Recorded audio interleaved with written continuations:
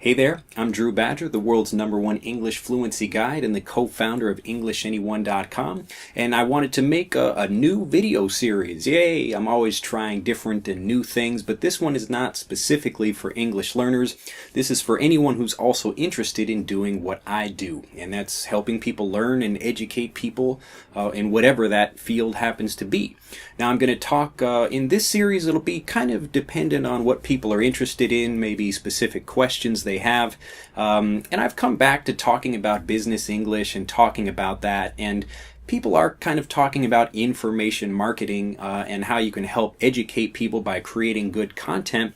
But I wanted to do, I don't know, maybe something a little bit different, just talking about why education is such an important thing, and it's a great thing for business. It doesn't really matter what you do, as I'll explain in this video, but this series, how often I produce this, will really depend on what people are interested in. So if people really like the series a lot and are really, learning some new things, especially English learners, if you're watching this, there will be a few business terms, other things like that that'll be related to business, but this isn't necessarily a business English course. This is more the business of teaching and how you can do what I do, or learn more about the importance of education and why it's such a great thing for the world we live in now. So just to talk about that, let's just say we're going to take an example of something like a laundromat. Now this is a regular native English word if you're not familiar. A laundromat is like a coin laundry place. So if you don't do your laundry at home with a washing machine or at the river or wherever you wash your clothes, you can take it to a place where they will either wash your clothes for you, or you can use a washing machine. You put coins in and wash it that way. Now there's the basic business in that local area. So let's say I own a laundromat and I have this local business. Now I can only realistically help a certain number of people in that area. So I've only got a certain amount of hours in the day. I've only got a certain number of washing machines. And so even if, my laundromat was full every day for the whole day and every washing machine was being used, there's a specific limit that I can, make money or help people or whatever it is I want to do. So with the specific laundromat example, there's again a specific limit of the amount of money I can make versus the amount of time I use. So even if it's not something I'm physically doing, maybe I'm not washing the clothes, there are actually, specific limits to that, numbers of washing machines, hours in the day, etc. Again, I'm repeating myself because this is such an important thing to remember. Now, what's interesting, and I'll give kind of a background about this as well, but the reason I do what I do is because there's no limit to the amount of people I can help. I guess maybe, if you think about billions of people in the world, there's an actual limit of number of people, but, I don't really worry about that.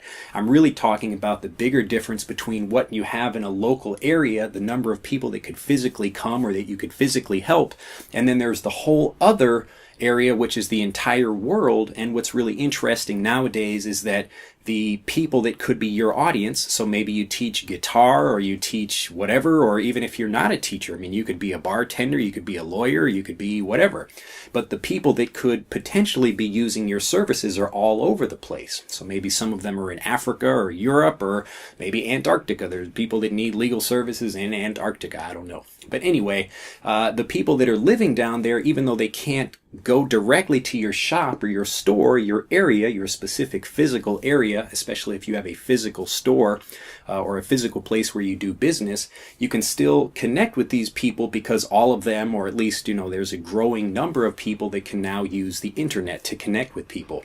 So I want everybody really to think about this now from kind of a historical perspective. This might get a little bit complicated. I'll try to keep it very simple. But many, many years ago, everyone had their own business. So if you don't, it doesn't mean like your own corporation or something, but you would have a guy in the community that made shoes and maybe a woman that makes dresses, and then you'd have a baker and, other things like that. So you have lots of different people individually creating something in the community and then trying to sell that to other people. So that was many, many years ago.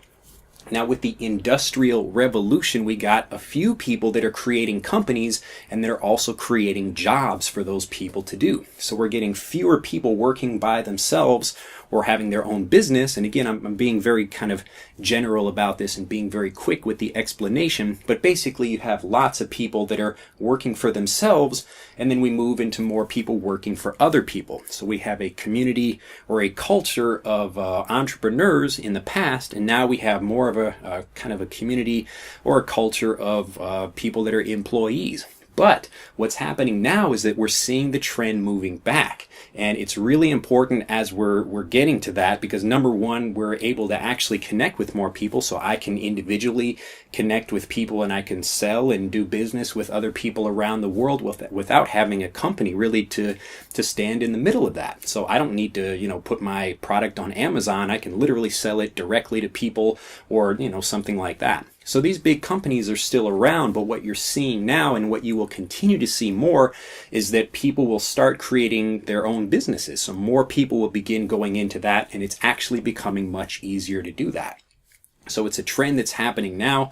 And, let's say I was running for president, I would not talk about how we can create more jobs. I would talk about how we can actually have more entrepreneurs, because really it's now that time. We're getting back to that time in history. And when you empower people, let's say you have a whole community with many people each having their own job, that's much better than having, a company like something like General Motors in Detroit, where you have, one business or one organization that basically dominates an entire community. And if that business fails or something goes wrong with it, then everything else in the community fractures. Everything is destroyed in the process. But kind of like a spider web, if you've got lots of different pieces and lots of people connected to one another, if one or two businesses fail, the community is still very strong. So there's always an opportunity if lots of people are learning about business, and a lot of people are, able to connect with each other directly to do business and to trade and other things like that, then you have a much stronger opportunity to make the community stronger, and then actually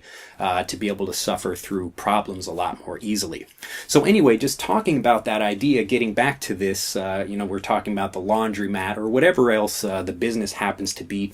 There's the local opportunity, and then there's the global opportunity connected with that one. So the local one is really, it's basically limited. But when you use talk about the education aspect of what you do, it's unlimited, basically. I mean, you could, again, there's maybe like a certain number. You couldn't teach like infinitely, like people all over the place, or maybe you could, but there's, whatever. But basically there's a much larger market for the people that you're teaching throughout the world, and you're able to reach people in different places. So not just the people locally. Now, what this means, like let's say instead of teaching English or helping people learn and become fluent English speakers, I was doing something like I was a bartender. Now, the local thing I'm doing is serving drinks to people, but the real education aspect of that is it could be, well, depending on who my customers are. And this is maybe, I'll make a separate video to talk about this a bit more specifically. But when you think about like who your actual customers are, you've got a couple of different groups. The first one is the people that you directly sell to. Those are the kind of the obvious customers. Like if I have a bar or if I have a laundromat, the people that are my actual customers are the people that come in to wash their clothes or to get a drink. But this is only one form of customer. I could also have customers that are my competitors. So somebody else that has a laundromat down the street or in a different town or something like that. These are my competitors, but as soon as I position myself as an educator, I've already kind of elevated myself above them, because I'm by definition a teacher who has respect and is able to teach these other laundromats how to do things as well. So really there's lots of different opportunities to do that.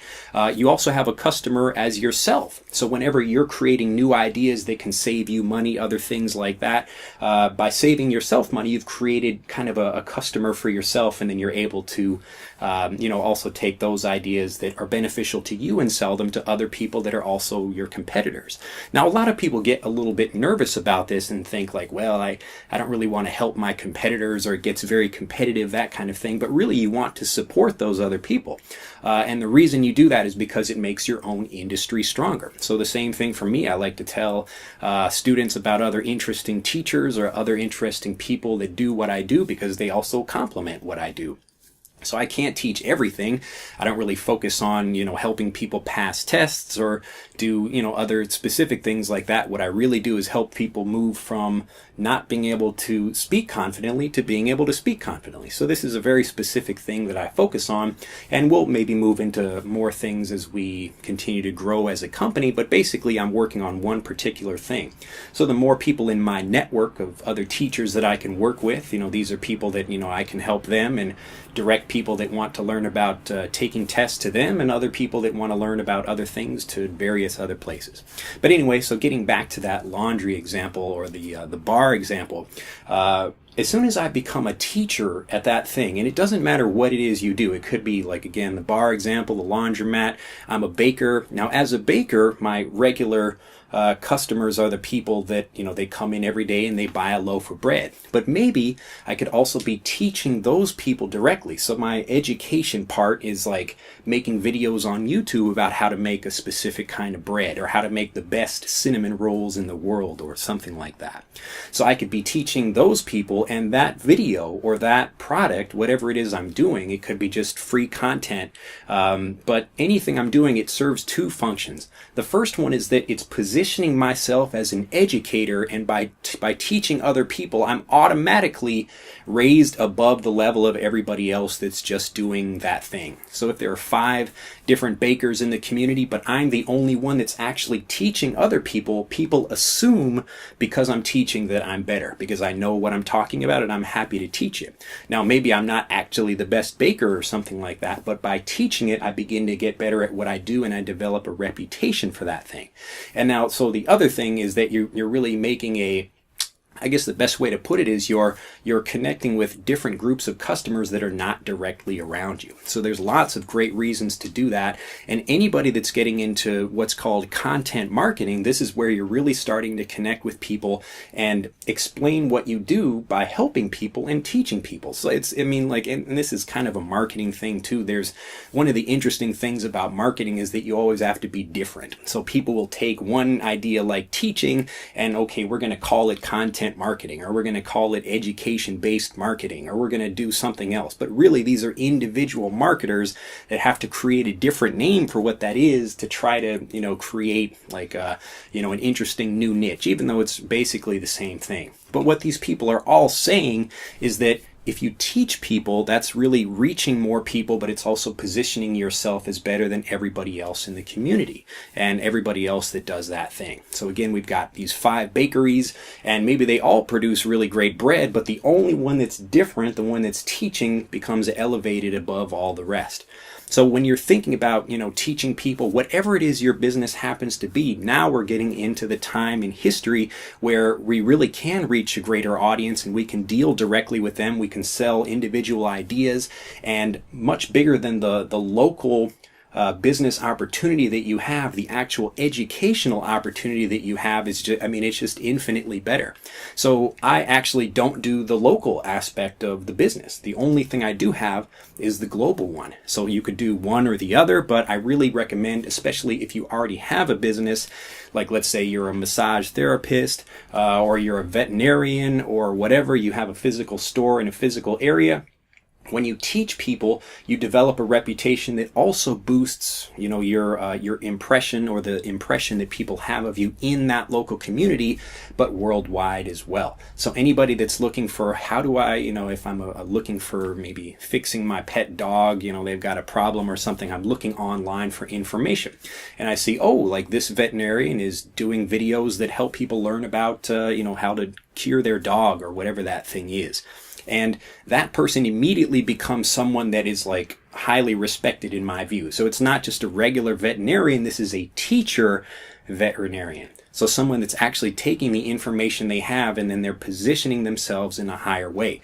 Now, as educators, like pretty much anybody that does what I do, and they also are like kind of teaching things online, we're kind of like, having a better reputation than just, anybody normally, because we're teachers in general. But if everybody else that isn't necessarily a teacher, so you don't think of a baker as being a teacher, or certainly somebody that owns a laundromat, you don't think of that person as being a teacher, but the more you can think about about being a teacher and how you can educate the different real groups of customers that you have. Again, like we've got the customers that are directly using our services, or we've got our competitors. How can we create something that they can also use? So like, just like me, like right now, a perfect example of that is I am an English teacher, or I actually am an English fluency guide, but just to make it simple, I'm an English teacher. But so what I do is that I'm teaching or helping people learn. Those are the direct people that are actually buying my services. So maybe you're a native speaker and you're watching this video right now just to learn more about business. So one part of what I do is that I'm actually helping people in my direct market, the obvious customers. But if I go like laterally like this, there are other people that are also teaching. So I can also create a business within my business where I'm helping those other people also learn how to teach. And some people do that. So some people who are teachers are also trying to have businesses where they can help other teachers become better at what they do. So again, they're expanding their business by thinking about who really is a customer. So again, you've got the obvious customers, lateral customers. These are the other people in your particular market. And then you've got yourself. You've actually got, again, when you improve things, you design something that makes your business run more efficiently, that improves yourself. But again, you can also sell that to other people. So there's lots of different things. But it all begins with education. And really that's the simplest way to take your local thing, whatever it is that you happen to do, and then expand that into a larger market. Now there's a lot more we could get into about this particular topic, but I just wanted to really impress that upon people that from now, so right now it is like October, about to be October 2015, but you will see that like people talk about the global economy. People really worry about that because, we got all these large companies that if something bad happens to them, then the whole community that's supporting that is in a lot of trouble. But instead of waiting for those companies to get better, like I'm not worried about the economy at all because I know how to sell and I know how to help people. And the more people that you have that are able to do that, the less you're worried about money because you see opportunities to make money all over the place. And really all that is, it's just helping people. It's the same thing. So I'm not in the business of making money, I'm in the business of helping people improve their English and other things like that. And because I do that, people are happy to pay me money because I do a really good job at what I do. Now, anybody can do that. And again, this is really the time in history to start doing that. So if you have more specific questions about that, you can post them in the comments. Maybe I can talk more about that again. But the most important thing for this video, the thing I really want you to keep in mind to remember is that you really have two businesses. You've got the local play that's basically limited, whatever that is, and then you have the educational part of what it is you do. Now, you could be just starting a new business and you don't bother to do the local part of that at all, like me. So I don't have a local school that I use to teach. My whole school, it's all online. I don't really have even a school at all. I'm mobile. I can take my computer and work anywhere. I've got this camera and I just set it up, and you can see even from the quality of what I'm making right now. I mean, it's okay. I have like a pretty decent microphone and a pretty well working camera. You can see my beautiful face pretty well, but I don't have like a beautiful green screen behind me. People are looking for information, and that's why the information part of what you do, again, I'm just telling you this again and again because it's so important. The people that begin doing this now are going to be in a much stronger position as the economy continues to change, because this is where the economy is going. We're going away from having large companies. They'll still be there, but more people individually will start to see the real benefit of having, like an education kind of business where they're actually helping people do something. And again, it doesn't matter what it is, and you don't have to change anything about what you do for the local part of that. But if you begin teaching people what it is you do, that also helps the local aspect of your business. Again, I'm like, let's say I'm a gardener. So I came to Japan to learn about gardening. Now I could just have my own specific gardening business. Maybe I live in Chicago and I could work on maybe 2 gardens a week. But if I go home and make some videos that actually teach people, then I've got the education aspect. I could sell videos to people where I'm teaching people how to prune their own bushes, because, there are basically 2 different groups of people that are going to be your customers in each of these groups. So you've got the people that are willing to spend time and the people that are willing to spend money. So not everybody that watches my videos purchases my courses, and that makes sense. So we make, some money from YouTube revenue from people that will never ever purchase anything from us ever. And that's just fine. That's how it works. But we know there are a lot of people that they're ready to spend money to save time because they appreciate that. And that's, the people that we end up selling to. So the more people you can reach in each of these, like your actual customers and the lateral customers, and obviously, when you're helping other businesses learn, it's a lot easier to say, hey, like if I can sell you this product, it's going to save you a lot of time or money, and businesses appreciate that and they can understand that and they're willing to spend more money on something like that. But that's a different video. Anyway, again, the really important thing I want you to remember from this is that the real important part of your business is not the physical business, especially if you have one. It's the educational aspect where you're able to teach what it is you do to these different groups of people. And the more you teach, the more you elevate yourself in the market and become the person or the group or the company or whatever that people respect. And that's the company that really gets all the sales. So that's how everybody works like that. So you've got the number one company in this area or the number one company within this niche or something like that, and that's all it's like the same search things in Google. Like you've got the first the number one search thing that comes up gets most of the clicks, and then maybe number two gets some of the clicks but not many, and then it goes down. Like if your website is on page 10 of Google, then you're probably not going to get very many clicks from Google. But anyway, it's the same situation for all of these things. So you've got trying to be number one at whatever it is you do. It's a lot easier to do that if you can also teach. So it doesn't cost you any money. You can get a camera like this and you can just begin teaching people, begin helping people and figuring out what it is they want to learn. And so that's the second part of this video, which is before you actually think about creating any courses, or if you're a person especially that has your business or has no business and you really want to think about how you can start getting into business, the first thing you want to do is understand whatever market that is. And you probably have a good idea about that market. For me, I really just enjoy teaching, and so that's why I like teaching. And English is something that it's a really big problem. So that's really why I wanted to tackle English. And so there are other things I could teach that I know about, like gardening, for example. I could teach about that. But for English, it's I have big plans for English and helping people learn the English language. And that's why what I created is called English Anyone, because I want to help anybody learn the language. So whatever your reason is, it could be something that you're interested in because you do it already, or something that, whatever that is.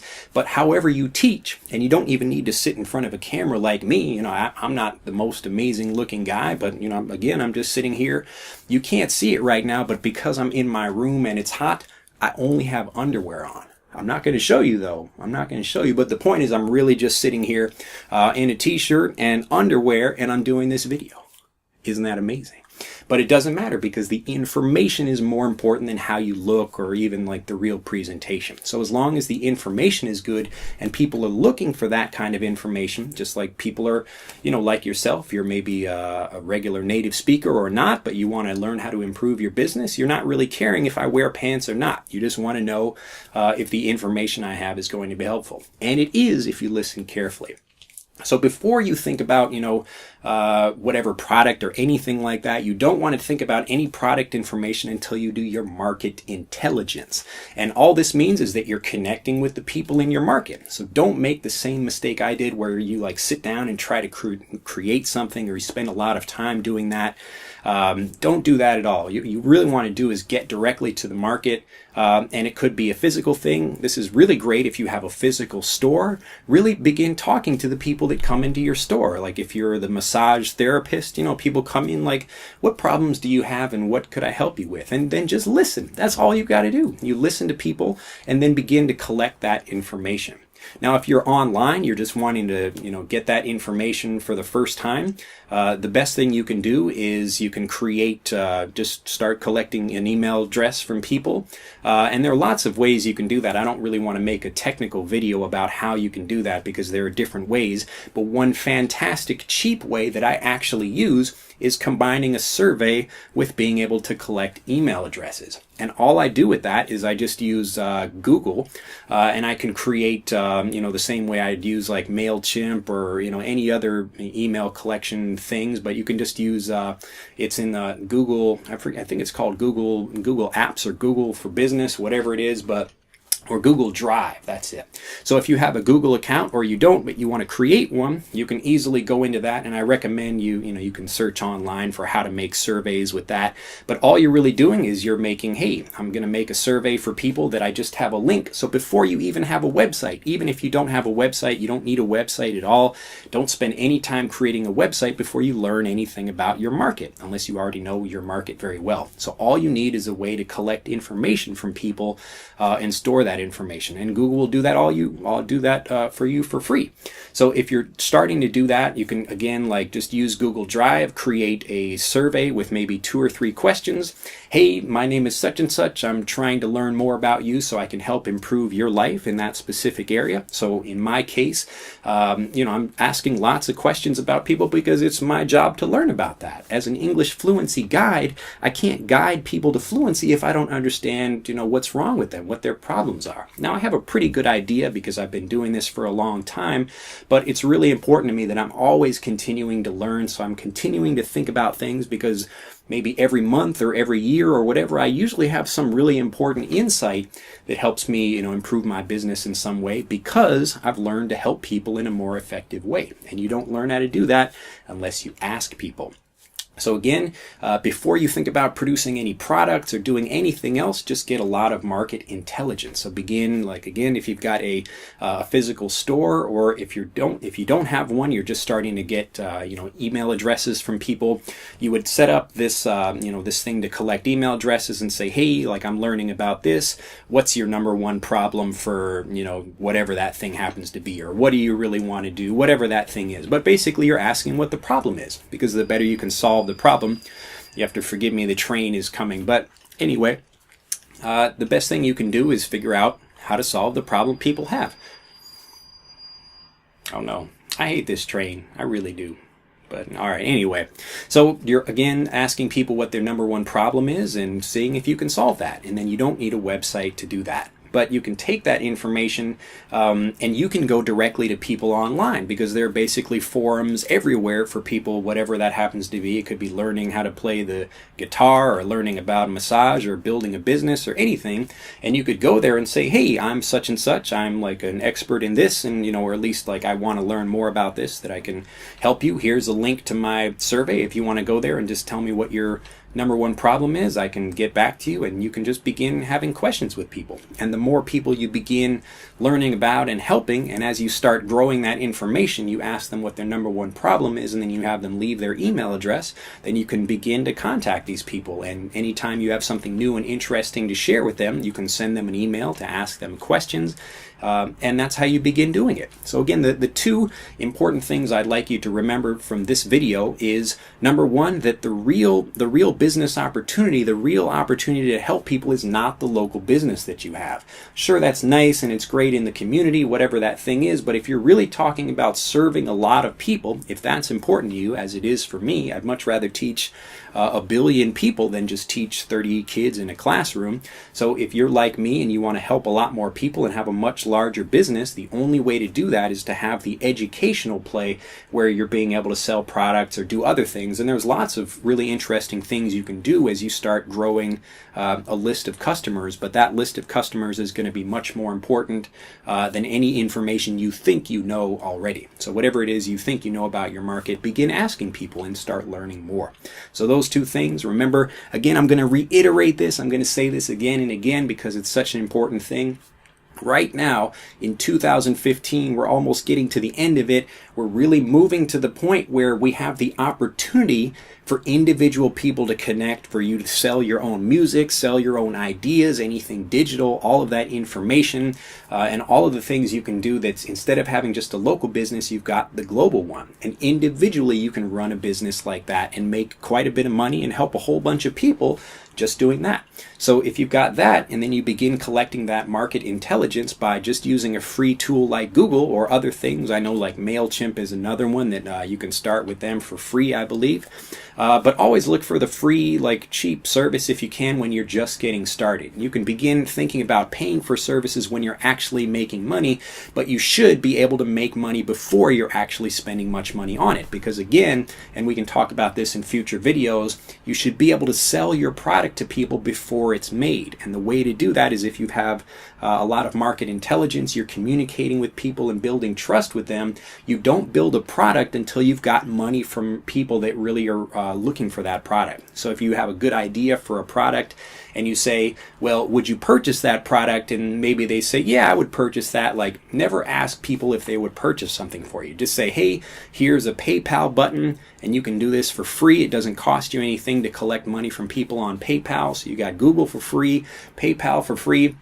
Hey, I've created this really interesting product, or I'm thinking about creating something, and I'd be happy to give you a discount if you purchase it now. So when I create the product, you can get it, and maybe it'll take a little bit while to get there, but you can help produce it with me, but it's also something that you would be able to get a discount on. So if you can do that, that's again, you're producing a business before you have anything like a business name or a business website or any of these other things. Again, I don't want to give you too much information, but just remember these two important things. We're at the time right now where it's so important, especially if whether you have a business already or not, to begin thinking about education and how you can help other people by just teaching about the things you do. And it could be to your direct customers or indirect customers or to yourself, that kind of thing. But then begin collecting that market intelligence using something like a Google Doc or a Google form or whatever they call it. Again, like, the technical aspect of it is not that important. You don't need to know any website coding how to do that. It's just, hey, here's a survey, please tell me what your problem is, what's your email address, and there you go. And then you start collecting information without having any kind of information like that at all. And it's actually nice when you have a small list at first, because you can begin talking with people individually and they become your first customers, such that you can start growing and actually be able to teach a lot more people. Well, that's it for the business of teaching, this first episode. Hopefully you've been enjoying this. Maybe it's been boring for you. Maybe I'll continue to do this. Maybe I won't. But hopefully if you've got more questions and you're interested in how to get started doing like this, I hope I've inspired you to think about different ways where, even if you have a business, how you can really begin expanding it, not by trying to build more stores or anything, but really by developing the reputation you have by educating people. Well, that's it for this episode, and I look forward to seeing your comments below if you have specific questions about this, or if you're a business owner or potential business owner and you have other questions, there are things you'd like to learn about, but I'd be happy to help you. So you can feel free also to email me at info@englishanyone.com if you've got more questions, and I look forward to hearing from you. Have a fantastic day. Bye-bye.